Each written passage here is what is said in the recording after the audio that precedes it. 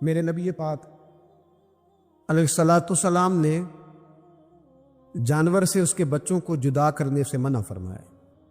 جب تک بچے کو ماں کی ضرورت ہے اسے جدا نہیں کیا جائے گا، جب تک وہ دودھ پیتا ہے اسے جدا نہیں کیا جائے گا، جب تک چڑیا کا بچہ بھی چھوٹا ہے اور اس کی ماں اس کے لیے دانہ لے کے آتی ہے تو اسے ماں سے جدا نہیں کیا جائے گا، اس کی جذبات کا، احساسات کا خیال رکھا جائے گا۔ یہاں تو میرے دیہاتوں کے جو بڑے سمجھدار قسم کے سمجھدار چودھری قسم کے لوگ ہیں، ان کا بھی جب بہو سے اختلاف ہوتا ہے تو کہتے ہیں اس کے بچے رکھ لو،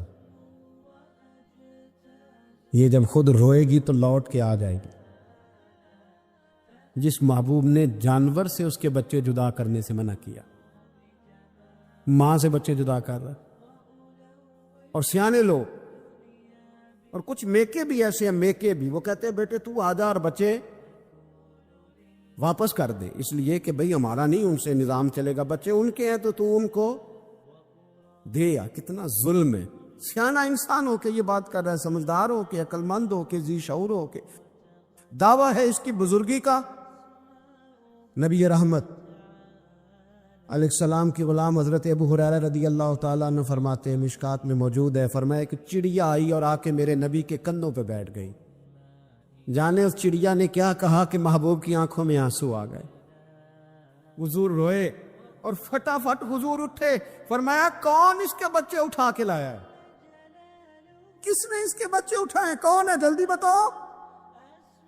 حضرت ابو ہریرہ کہتے ہیں کہ صحابی ہے کہ یا رسول اللہ مجھے ذرا پسند آ گئے تھے تو میں اٹھا لایا۔ حضور نے فرمایا اسے واپس کر دے، ورنہ یہ ایک میری بارگاہ میں شکایت کر رہی ہے تو قیامت میں بھی تیری شکایت کرے، اور جا وہیں رکھ کے آ جہاں سے تو اٹھا کر کے لایا تھا۔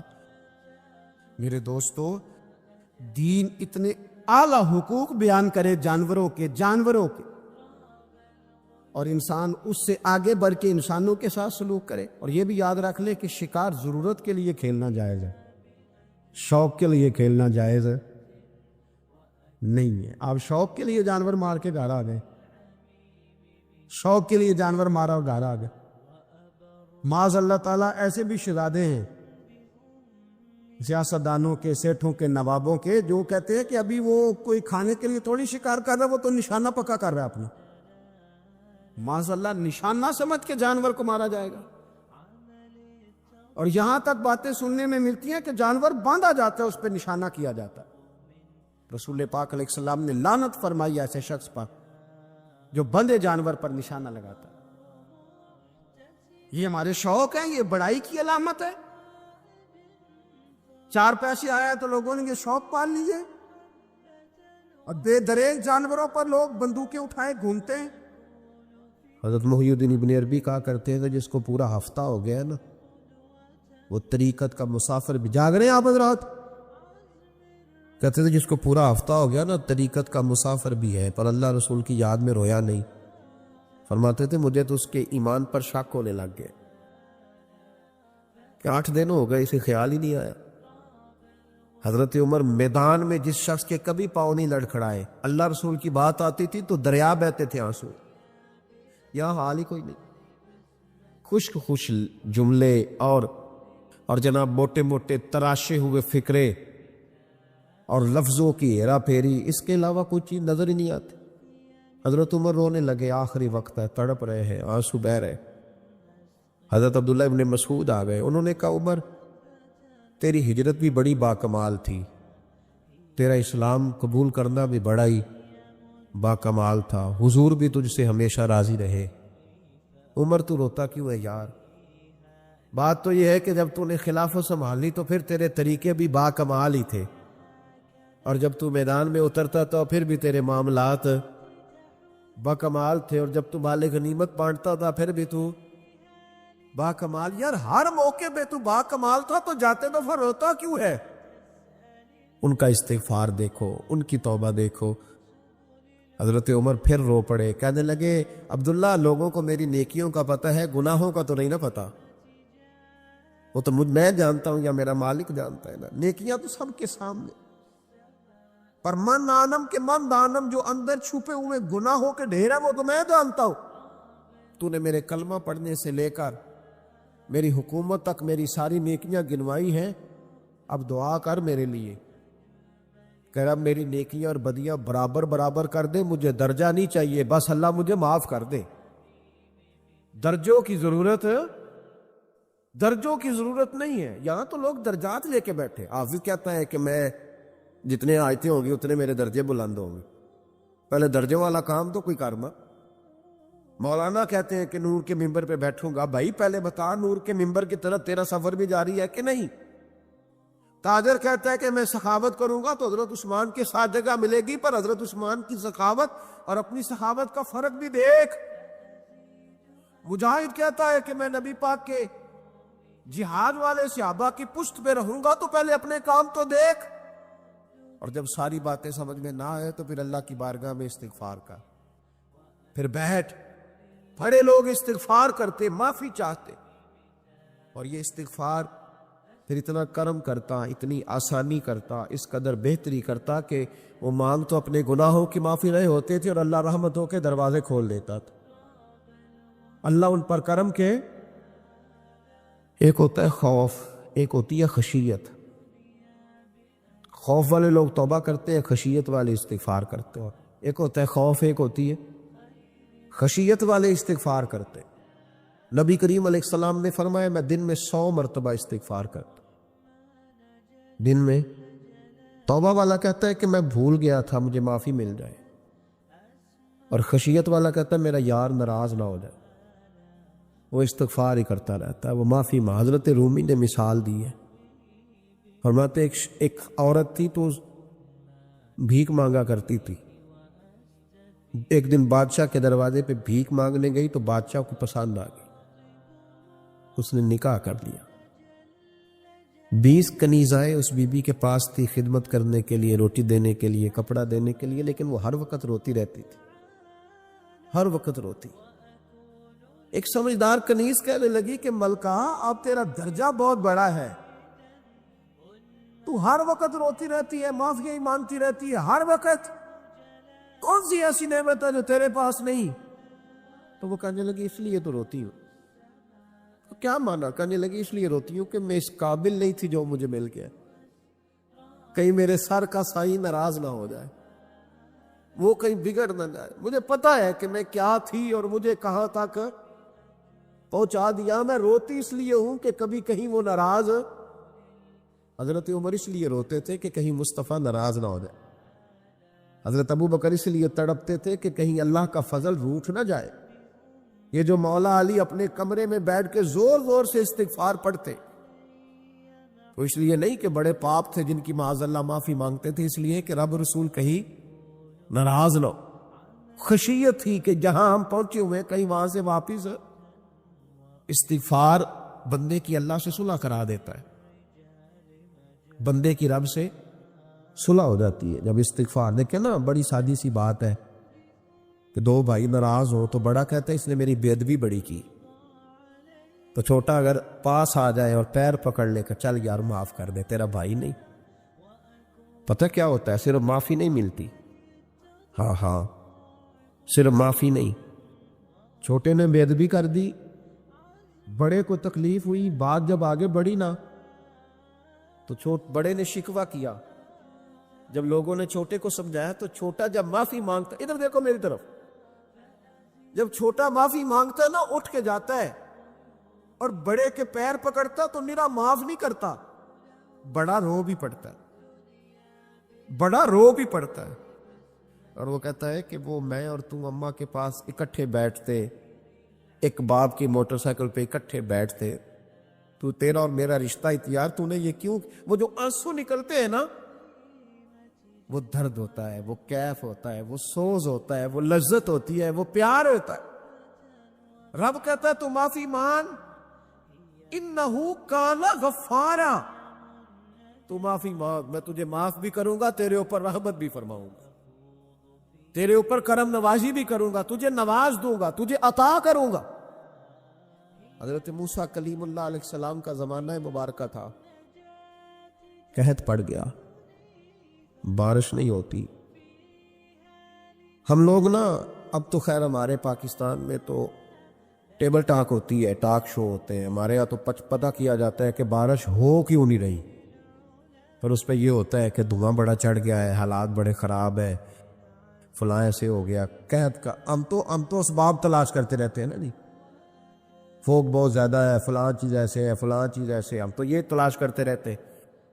وہ لوگ یوں نہیں کرتے تھے، وہ سیدھے جا کے مصلوں پہ بیٹھتے تھے، اس لیے کہ وہ کہتے تھے جب رب چاہتا ہے تو پھر کوئی چیز کسی چیز کو روک سکتی، وہ سیدھے مصلے پہ بیٹھتے۔ اعلیٰ حضرت فاضل بریلوی رحمۃ اللہ علیہ کے پاس ایک مولانا محمد حسین آئے، وہ فلکیات کے بڑے ماہر تھے، تو اعلیٰ حضرت نے فرمایا ذرا ستاروں کا حساب لگا کے دکھاؤ بارش کب ہوگی، کہنے لگا پورا مہینہ تو نہیں ہوگی۔ تو اعلیٰ حضرت رحمۃ اللہ علیہ فرمانے لگے کہو کہ میرا علم کہتا ہے مہینہ نہیں ہوگی، اللہ چاہے تو ابھی ہو سکتی ہے۔ کہنے لگا جی وہ تو ٹھیک ہے پر میرا علم، وہ جیسے روز لوگوں نے پیر نیٹو حسین شاہ صاحب نہیں کھولے ہوتے کہ بارش کب آئے گی، اور اس کی طرف نہ دیکھ، مصلے پہ بیٹھ، مہربانی کر مصلے پہ بیٹھ، اللہ کی بارگاہ میں حاضر ہو، اسے معافی مانگ، اسے منا تاکہ وہ رحمت کی بارش۔ کہنے لگا جی میرا علم کہتا ہے، تو اعلیٰ حضرت فرمانے لگے پھر وہی بات، تو کہے اللہ چاہے تو بارش ابھی، لیکن یہ جو اڑ گئے ہیں نا بیچارے، یہ اڑ ہی گئے ہیں، یہ جہاں الجھ گئے ہیں وہاں یہ لوگ الجھ گئے، اللہ ہمیں الجھنے سے محفوظ فرمائے۔ اعلیٰ حضرت اٹھے تو فرمایا ٹائم کیا ہوا ہے گھڑی پہ، کہنے لگا جی 12، تو اعلیٰ حضرت نے گھڑی گھمائی، اب کیا بج گیا، کہنے لگا 4 بج گئے، فرمانے لگے بج گئے نا 4، کہنے لگا جی آپ نے گھڑی گھما جو دی ہے، فرمانے لگے اللہ بھی جب چاہے تو ستارے گھما دیتا ہے،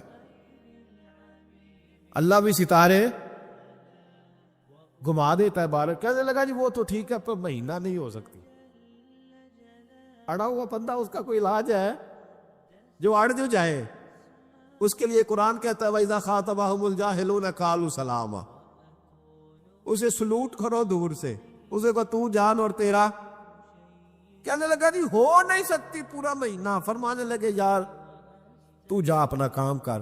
وہ شخص کہتا ہے میں نے دروازہ کھولا اعلیٰ حضرت کا، کمرے سے باہر نکلا تو تیز بارش ہو رہی، واپس آیا تو میں نے کہا احمد رضا یہ عقیدہ کہاں سے لیا ہے، فرمایا دروازہ مصطفیٰ سے لیا ہے صلی اللہ علیہ وسلم۔ تو یاد رکھیں کہ اللہ کو منانا چاہیے، استغفار کرنا چاہیے، اس کی برکات۔ حضرت موسیٰ ساری قوم کو لے کے نکل گئے،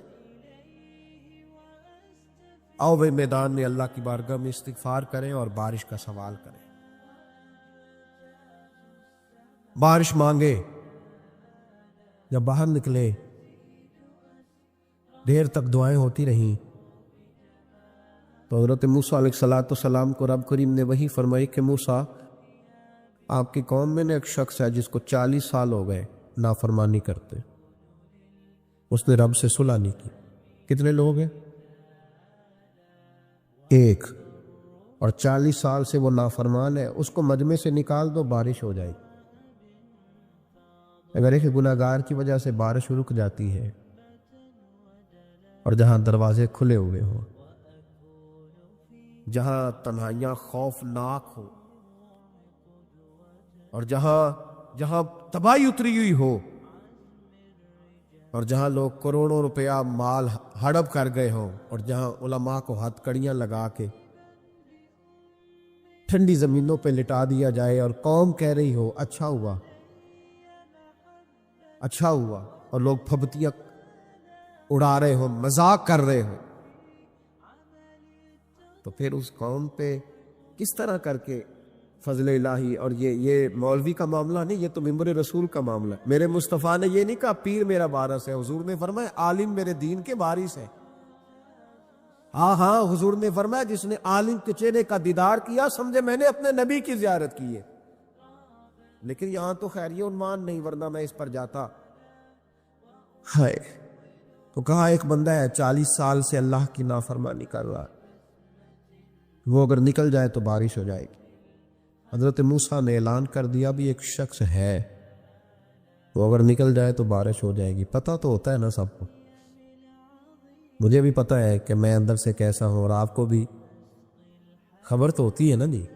جب بات ہو رہی ہوتی ہے تو پھر پتہ تو چلتا ہے نا کہ بات کہاں جا کے سیٹ ہو رہی ہے، پتہ چلتا ہے نا، اسے بھی چل گیا پتہ اب اندر ہی اندر رونے لگا. اور دیکھو امام رازی اور امام غزالی دونوں نے لکھا ہے کہ اس درد سے رویا، اس درد سے کہ ادھر والے کو بھی پتہ نہ چل جائے، مجمع کے اندر کھڑا ہے اور ادھر والے کو بھی استغفار، دیکھو ادھر والے کو بھی پتہ نہ چل جائے اور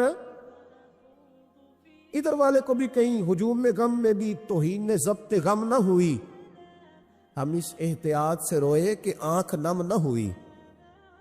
ہجوم میں غم نے بھی توہین ضبط غم نہ ہوئی. ہم اس احتیاط سے روئے کہ آنکھ نم نہ ہوئی. روئے بھی پر کسی کو آنسو نہیں دیکھنے دیے. اب اس درد سے کہتا ہے اللہ تو تو معاف کرنے والا ہے نا، تو تو معاف کرتا ہے، پردہ پوشی کرتا ہے. اور مالک اگر لوگوں کو پتہ چل گیا تو میرے تو بچوں کا بھی جینا حرام کر دے. یا اللہ میری تو آنے والی نسل بھی تڑپ کے وقت گزارے گی. مالک تو معاف کر دیا کرتا ہے، لوگ نہیں معاف کرتے. اے اللہ یہ میری خوبیاں بھول جائیں گے، میری خامیوں پر بات. مالک میں یہ ذلت نہیں برداشت کر سکتا، فضل فرما. حضرت موسیٰ نے دوبارہ اعلان کیا، نکلتے ہو کہ نہیں نکلتے؟ پھر تڑپا، خداوندا مجھے بے آبرو نہ کر. یہ ذلت اور رسوائیاں یہ نہیں برداشت ہوتی. اللہ درگزر. حضرت موسیٰ نے تیسرا اعلان کیا، نکلتا ہے یا میں پھر اس کا نام لوں؟ اللہ سے پوچھ کے نام لوں اس کا، بتاؤ کون ہے؟ اب تو تڑپ گیا، کہنے لگا مالک میں تیری بارگاہ میں استغفار کرتا ہوں، آئندہ نہیں کرتا، آئندہ نہیں کرتا.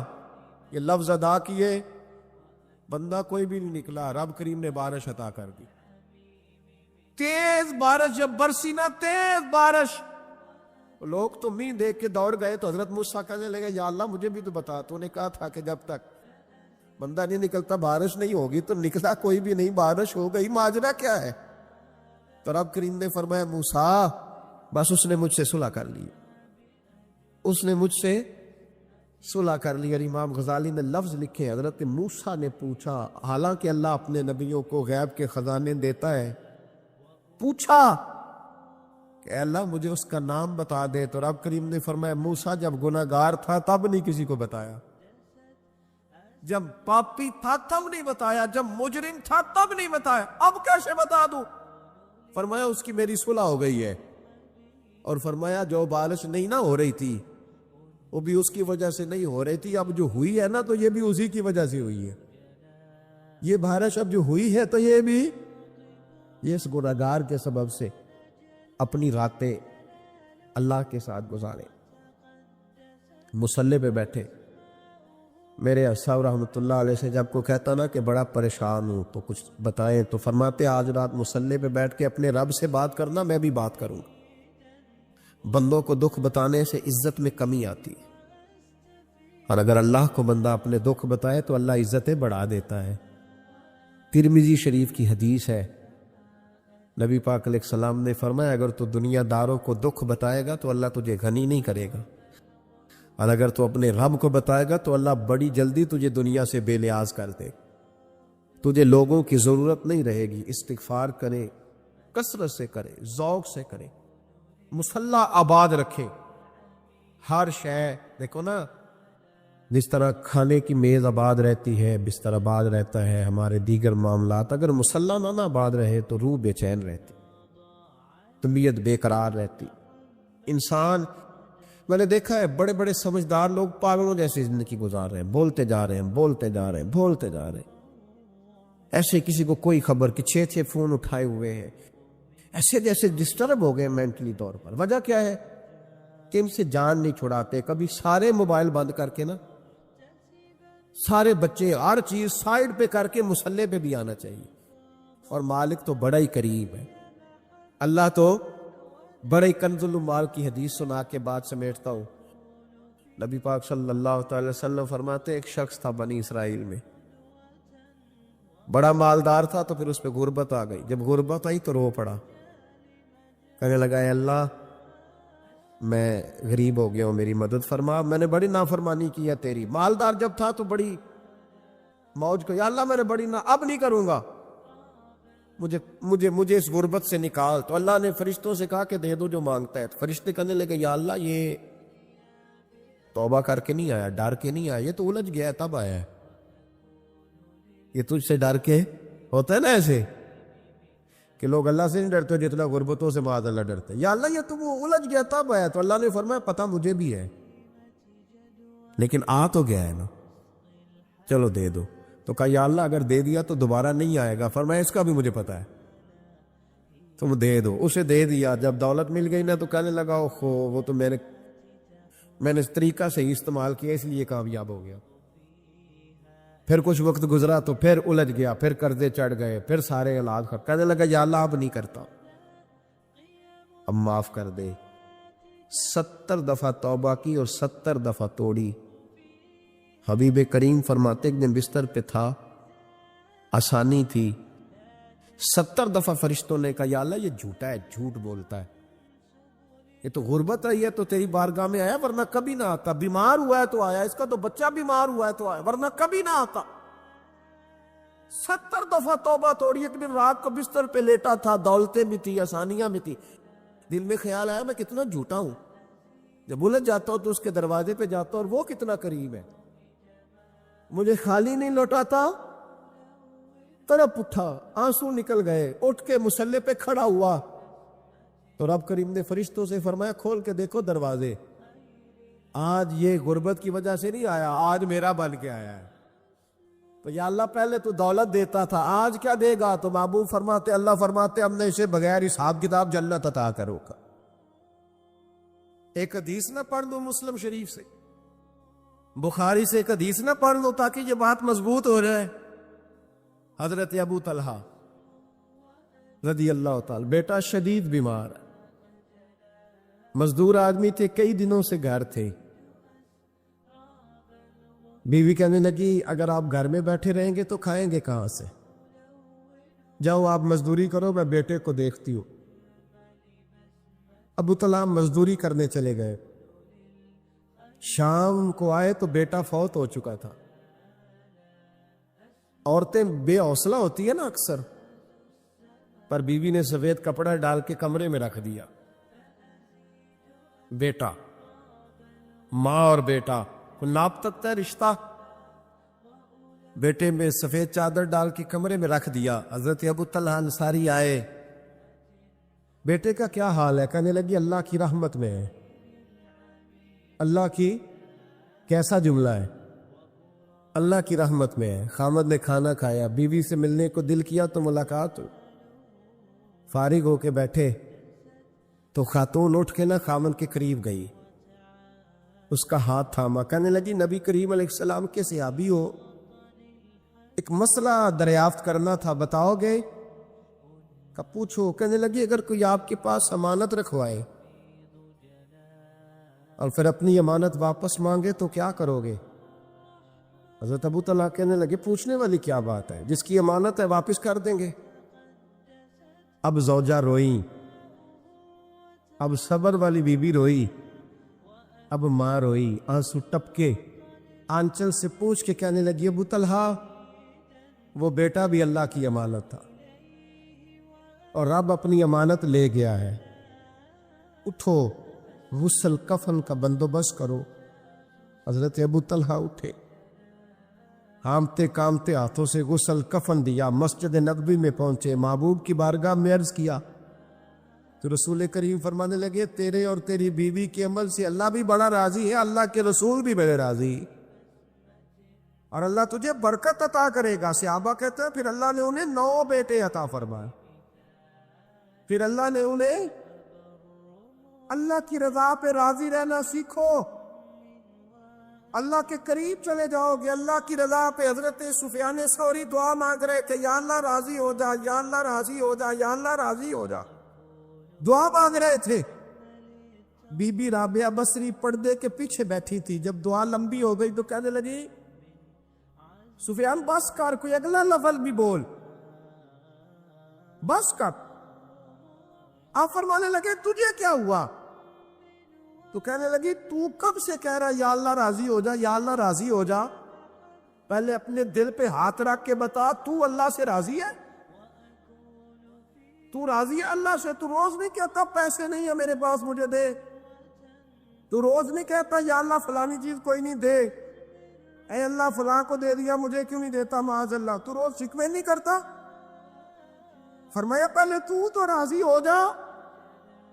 ترمذی شریف کی حدیث ہے، میرے نبی کریم علیہ السلام نے فرمایا تم اللہ کے دیے ہوئے تھوڑے رزق پہ راضی ہو جاؤ، اللہ تمہاری تھوڑی عبادت سے راضی ہو جائے۔ دیکھیں نا امام حسین کا آخری جملہ کیا ہے میدان کربلا، آخری جملہ کیا ہے؟ میں 5000 مسجد دے کے کہتا ہوں دیا نہیں میں نے، اللہ بڑا راضی ہے مجھ سے، 5 نمازیں پوری نہیں پڑھتا۔ امام علی مقام نے نا دل، کلیجہ، جان، اولاد، ہر چیز نکال کے رکھ دی، تو آخری جملہ یہ تھا اے اللہ بتا تو حسین سے راضی ہے کہ ناراض ہے؟ اللہ تو راضی ہے کہ ناراض ہے؟ بھائی پہلی بات رحمت الہی، دوسرا اللہ کی رضا پہ، یعنی عجیب بات ہے نا، جب اللہ کروڑوں دے تو دنیا چھپاتی ہے، اور جب تھوڑا کاروبار ٹھنڈا ہو جائے تو ساری دنیا کو دنیا بتاتی ہے۔ تو جب میں تو کہہ رہا ہوں کہ میں بندہ ڈھونڈ رہا ہوں جو مجھے ملے، آ کے کہے کہ شکر کا طریقہ بتاؤ، تو مل ہی نہیں رہا۔ کو ملے جو کہے بڑی خیر ہے، ہر لحاظ سے اپنے رب سے راضی ہو، مل ہی نہیں رہی دنیا۔ تیسری بات، اگر اللہ کے قریب جانا ہے، یہ ان لوگوں کے لیے جو معرفت الہی کے متلاشی ہیں وہ خاص توجہ کریں۔ اگر رب کریم کے قریب جانا ہے تو پھر ایک ذہن بنائے کہ میرا رب میرے ساتھ ہے، میرا رب میرے، نحن اقرب الیہ من حبل الورید۔ اور درویش کہتے ہیں جے میں تینوں اندر جانا تو پھر مقید جانا، جے میں تینوں باہر جانا تے اندر کون سمانا، اندر بھی تو تے باہر بھی تو، وچ بلا کون نمانا۔ پھر تصور کریں کہ اللہ میرے ساتھ ہے۔ حضرت جنید بغدادی رحمۃ اللہ علیہ کہتے ہیں میں نے اپنے مرشد سے کہا کوئی وظیفہ جو پڑھا کروں، تو فرمانے لگے جنید پڑھا کر کہ اللہ میرے ساتھ ہے اور اللہ مجھے دیکھ رہا ہے، یہ وظیفہ پڑھا کر۔ کیمرے لگا دیے ہر جگہ ہماری گورنمنٹ نے، کہتے ہیں کیمروں کی مدد سے پکڑا گیا، کیمروں کی مدد سے، مسجدوں کے دروازوں پہ کیمرے، ایئرپورٹوں پہ کیمرے، ریلوے اسٹیشن پہ کیمرے، بڑے بڑے جنرل سٹور پہ کیمرے، نیچے لکھا ہے خبردار کیمرے کی آنکھ آپ کو دیکھ رہی ہے۔ کیمرے کی آنکھ دیکھے تو لوگ گناہ نہیں کرتے، تو یہ کیوں نہیں سوچتے کہ رب ہمیں دیکھ رہا ہے؟ یہ تصور کیوں نہیں جمتا کہ رب ہمیں؟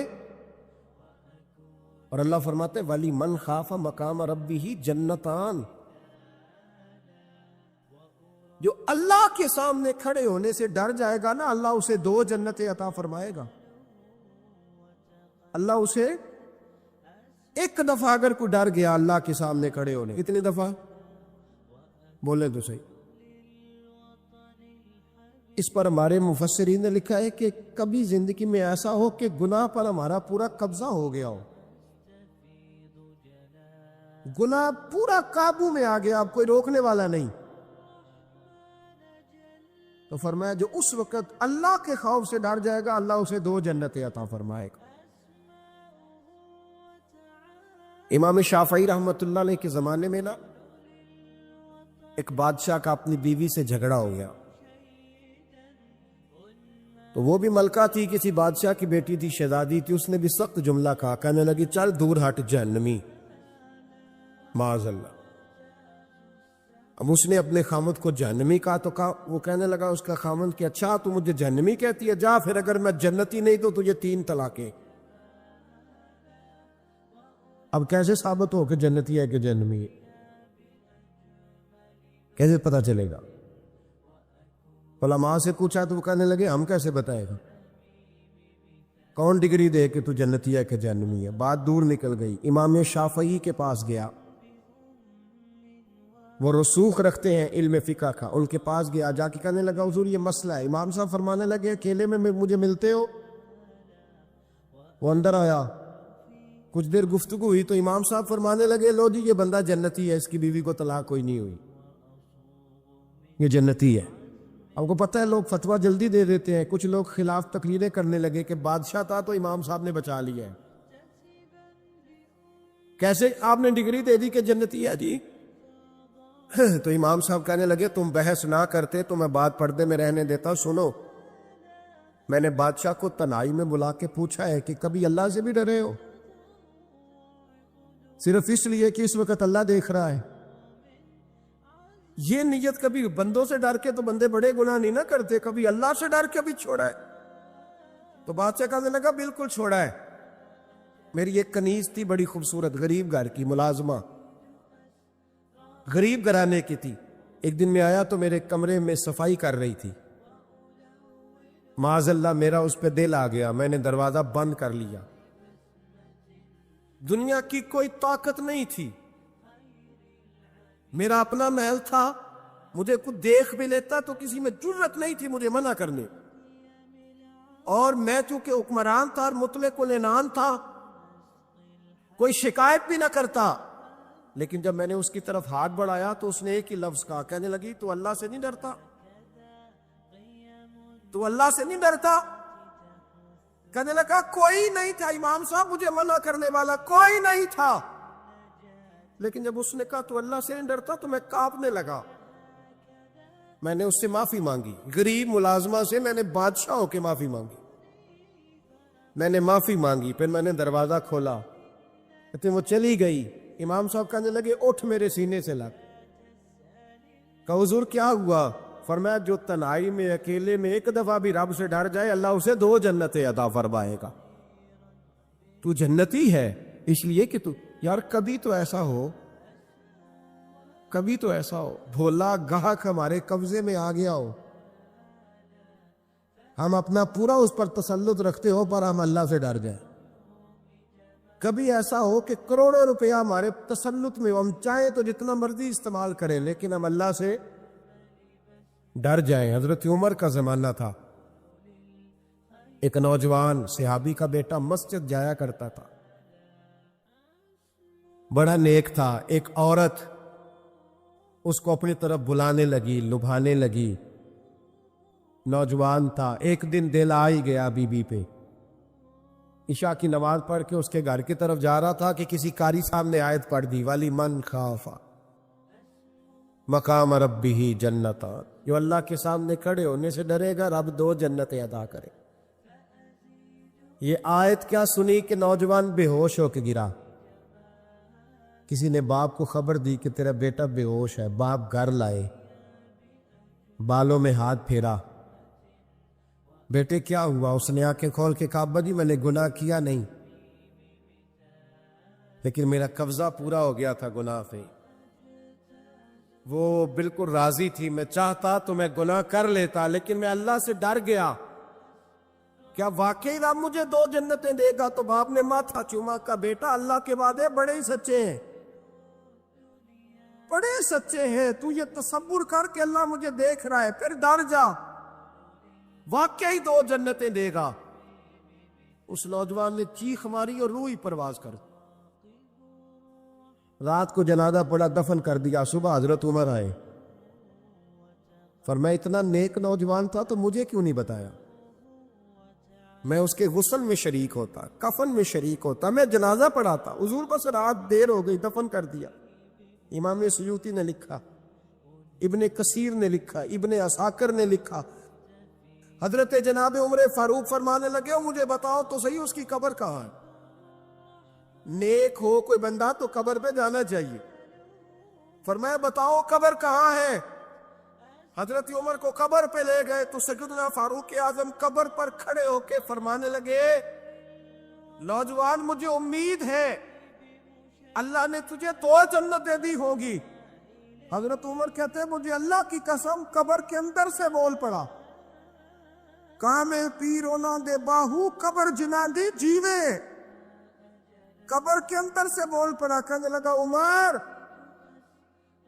امید والی بات نہیں، میرے رب کے وعدے بڑے سچے ہیں، اس نے واقعی مجھے 2 جنتیں عطا فرمائی، اس نے واقعی 2 جنتیں دی ہیں۔